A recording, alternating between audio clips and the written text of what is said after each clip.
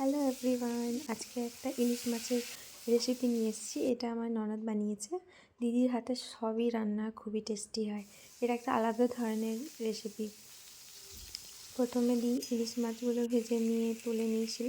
তারপর সেই তেলটাতেই বেগুনগুলো নুন হলুদ দিয়ে ভাজলো। তারপর টমেটো দিল, লঙ্কা, তারপর মশলা, আদা বাটা, আদা, পেঁয়াজ, রসুন আর একটু লঙ্কা বাটা দিয়ে পর ঘরে বানানো গুঁড়ো মশলাটা দিয়ে একটা তেজপাতা দেবে। নাড়াচাড়া করতে হবে ভালো করে যতক্ষণ না মশলাটা কষছে।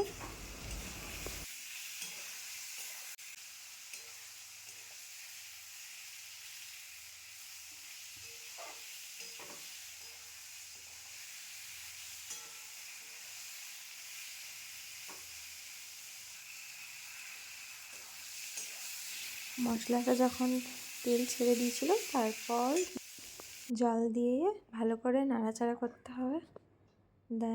আস্তে আস্তে যখন জলটা একটু ফুটবে তারপর মাছগুলো দিয়ে দিতে হবে।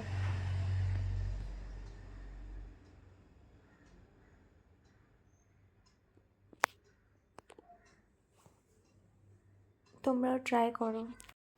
আজকের মতো টাটা। তোমরাও এই রেসিপিটা ট্রাই করে দেখবে, ভালো লাগবে। এটা কিছুক্ষণ ফুটবে, তারপর নামিয়ে দিতে পারো।